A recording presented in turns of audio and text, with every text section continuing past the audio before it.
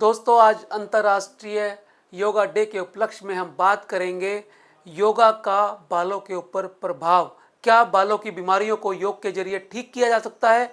आइए चलते हैं इस यात्रा पर, समझते हैं बालों के लिए योगा का क्या योगदान है और बालों की कौन कौन सी समस्याओं में योगा काम करता है और कौन कौन सी एक्सरसाइज और योगा आसन आपको करने चाहिए बालों को अच्छा रखने के लिए। बने रहिए पूरे वीडियो में मेरे साथ।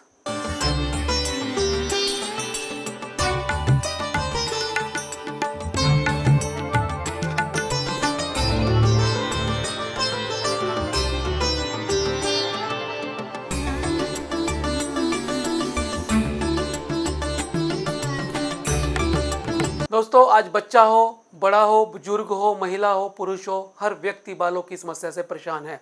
चाहे वो बाल झड़ने की समस्या हो, कम उम्र में बाल सफ़ेद होने की समस्या हो, बालों के पतला होने की समस्या हो, बालों के फ्रिजी होने की समस्या हो, या एलोपेशिया, अरियाटा या ऑयली डैंड्रफ की समस्या हो। इन सब परेशानियों के चलते मनुष्य बहुत परेशान रहता है, उसका काम में मन नहीं लगता, उसके व्यवहार में भी एक चिंता नज़र आती है। क्या योग इन बीमारियों को ठीक कर सकता है? क्या योग बालों को अच्छा कर सकता है? बालों की समस्याएं क्यों होती हैं? बालों की समस्याओं के मुख्य कारण हैं नींद की कमी, तनाव, अच्छा आहार ना मिलना, पोल्यूशन और गलत केमिकल्स का इस्तेमाल, गलत प्रोडक्ट्स का इस्तेमाल करना। इन सब चीज़ों के चलते बाल पतले हो जाते हैं, बालों की नेचुरल फ्लोरा फोना खराब होना शुरू हो जाता है, बालों की हेल्थ पर असर आता है। दोस्तों, आयुर्वेद कहता है केशा ही रक्तजा प्रोक्ता। बालों की बीमारियां रक्त की अशुद्धि, पोषण ना मिलने से और मन की अशांति से होती है। जब शरीर को पोषण नहीं मिलता, दिमाग को पूरी नींद नहीं मिलती और मन अशांत रहता है, चिंता में रहता है, तब बालों की समस्याएं पैदा होती हैं। तो योगा के पास इन सब समस्याओं का हल है। जब हम योग करते हैं तब हमारे दिमाग से कोर्टिसोल नाम का हार्मोन कम पैदा होता है। डोपामिन और सेरोटोनिन जैसे हार्मोन, जो खुशी के हार्मोन है, वो ज़्यादा पैदा होते हैं। उससे हमें नींद भी अच्छी आती है, क्योंकि मेलाटोनिन नाम का हार्मोन ज़्यादा तरीके से बनता है, सही तरीके से काम करता है। दूसरा, हमारे शरीर का इम्यून सिस्टम अच्छा होता है। तीसरा, योगा करने से ब्लड का सर्कुलेशन बढ़ जाता है, खून का दौरा बढ़ने की वजह से बालों को पोषण अच्छा मिलता है, वो ठीक रहते हैं। चौथा, हार्मोन्स का असंतुलन ठीक हो जाता है। पीसीओडी, थायराइड जैसी चीज़ें योगा करने से ठीक होती हैं। ये वैज्ञानिक रिसर्चेस के अंदर सिद्ध हो चुका है कि काफ़ी हद तक जो हार्मोनल डिसऑर्डर्स होते हैं वो योगा करने से अच्छे होते हैं।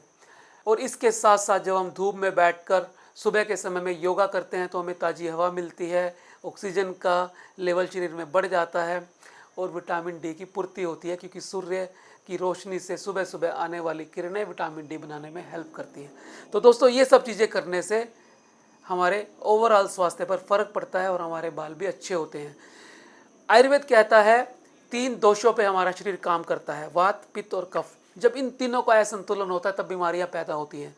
बालों के अंदर इनका क्या रोल है? जब शरीर के अंदर वायु प्रभावित होती है, यानी वायु बढ़ जाती है, उसका विकार होता है, तब हमारे बाल पतले होने शुरू हो जाते हैं, जिसे टेलोजन इफ्लियम या एलोपेशिया एंड्रोजेनेटिका कहा जाता है। दूसरा, जब पित्त बढ़ता है तो मेलेनोसाइट्स कोशिकाएं काम करना कम कर देती हैं। मेलेनिन कम बनने की वजह से बालों में प्रीमेच्योर ग्रेइंग शुरू हो जाती है। एलोपेशिया अरियाटा भी पित्त बढ़ने की वजह से होता है, जिसे बालों में कीड़ा लगना कहा जाता है। और तीसरा, कफ। कफ की वजह से संदिग्धता आती है, ऑयली ग्लैंड्स एक्टिव होती हैं, सीबेशियस ग्लैंड्स एक्टिव होती है, ज़्यादा तेल बनाती है और ज़्यादा तेल बनने की वजह से हमारे बाल चिपचिपे रहते हैं, उनमें डैंड्रफ आने की संभावना होती है, फंगल इन्फेक्शन बढ़ने की संभावना होती है और बालों की जड़ें पतली होकर जड़ से भी पूरी तरह से ख़त्म हो जाती है। यानी वात, पित्त, कफ, और इन तीनों का संतुलन करने का काम कौन करता है? योगा। जब हम योग करते हैं तो वात, पित्त, कफ का सतम्य हो जाता है। और आयुर्वेद के अंदर कहा गया है प्रसन्न आत्मा इंद्रिय मना स्वस्थ इति अभिधीयते। वही व्यक्ति स्वस्थ कहलाने का अधिकारी होता है जिसका शरीर, मन, इंद्रियां सभी पूर्ण रूप से सही तरीके से काम कर रहे होते हैं। तो दोस्तों, योग करने से क्या होता है? योग करने से मन का संतुलन होता है, दोषों का संतुलन होता है, प्रॉपर पाचन होता है, हमारा जो हम भोजन करते हैं वो प्रॉपर पचता है, विटामिन डी मिलता है, ब्लड सर्कुलेशन प्रॉपर होता है, अच्छी हवा मिलती है, पोल्यूशन से हम बचते हैं, इम्यून सिस्टम बेहतर होता है। इन सारे कारणों से हमारा स्वास्थ्य और बाल अच्छे होते हैं।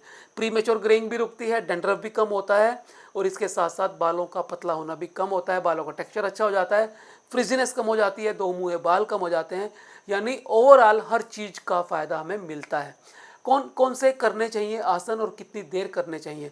दोस्तों, जहाँ तक आसन की बात है, आप कोई सा भी आसन करें, सभी बालों के लिए और स्वास्थ्य के लिए अच्छा है। आप वृक्षासन करें, शवासन करें, उत्तानासन करें, सर्वांगासन करें, भुजंगासन करें और डेली कम से कम 5 से 6 बार सूर्य नमस्कार करें।